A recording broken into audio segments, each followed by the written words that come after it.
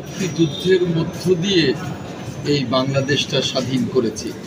একটা রক্তক্ষয়ী যুদ্ধের মধ্য দিয়ে এই বাংলাদেশ আমাদের হাজার বছরের চেয়েও বেশি দিনের অর্জন। তাই এই মুক্তিযুদ্ধের বাংলাদেশ হবে গণতন্ত্রের বাংলাদেশ। এটা কোনো ফ্যাসিবাদী বাংলাদেশ হবে না, যে অন্য কোনো বাংলাদেশ হবে না, কোনো স্বৈরতন্ত্রের বাংলাদেশ হবে না। তাই গণতান্ত্রিক বাংলাদেশ বিনির্মাণে আমরা চেষ্টা করছি সারা বাংলাদেশের মানুষকে নিয়ে। তাই এখানে কোনো ফ্যাসিবাদ, কোনো মাফিয়াতন্ত্র এখানে কোনোভাবেই জগদ্দল পাথরের মতো চেপে বসে থাকতে পারে না। আর যারা ফ্যাসিবাদ কায়েম করেছিল তাদের তো বাংলাদেশে রাজনীতি করবার সুযোগ থাকতে পারে না।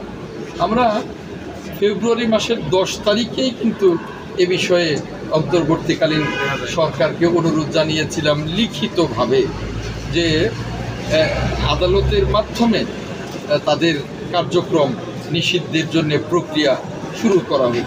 এরপরে এপ্রিল মাস থেকে যতবার উপদেষ্টা মণ্ডলীর সাথে কথা হয়েছে আমাদের নেতৃবৃন্দ কিন্তু এই আলোচনাগুলো রেখেছেন।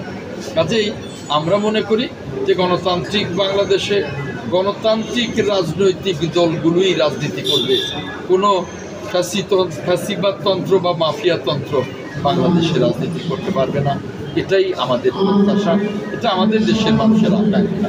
বিষয়ে আমাদের ধারাবাহিক যে বক্তব্য, আমাদের সুচিন্তিত যে বক্তব্য, সেটাই আমাদের কথা যে এই বাংলাদেশ বিনির্মাণ করতে হলে একটি গণতান্ত্রিক বাংলাদেশ বিনির্মাণ করতে হবে। যে গণতান্ত্রিক বাংলাদেশের আকাঙ্ক্ষা নিয়েই কিন্তু আমরা মুক্তিযুদ্ধ করেছি, আমরা স্বাধীনতা এনেছি। মানুষের আকাঙ্ক্ষা গণতান্ত্রিক বাংলাদেশ। তো সেই গণতান্ত্রিক বাংলাদেশ বিনির্মাণের প্রথম সবচেয়ে বড় পদ্ধতি হলো অবাধ এবং নিরপেক্ষ নির্বাচন, স্বাধীন সংসদ এবং নির্বাচিত সরকার। এ নিয়ে আমরা অনেক আগে থেকেই এই কথা বলে আসছি। গত 17 বছর আমরা যে রক্ত দিয়েছি, আমরা যে 60 লক্ষ বিএনপি নেতাকর্মী হামলা মামলায় জর্জরিত হয়েছি, হাজার হাজার নেতাকর্মী আমাদের গুম হয়েছে, হাজার হাজার নেতাকর্মী খুন হয়েছে, এই অবাধ এবং নিরপেক্ষ নির্বাচনের দাবিতে আন্দোলনের জন্য। কাজেই আমাদের বক্তব্য এখনও পরিষ্কার।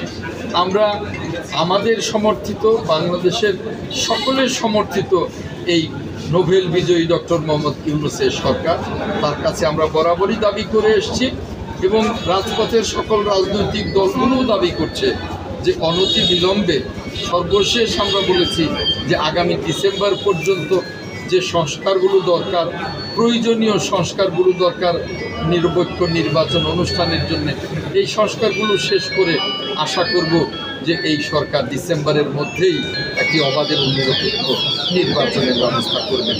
আমরা অতি দ্রুত গণতন্ত্রে ফিরতে চাই। আমরা গণতন্ত্রে ফিরতে পারলেই জনগণের আকাঙ্ক্ষা পূরণ করা সম্ভব।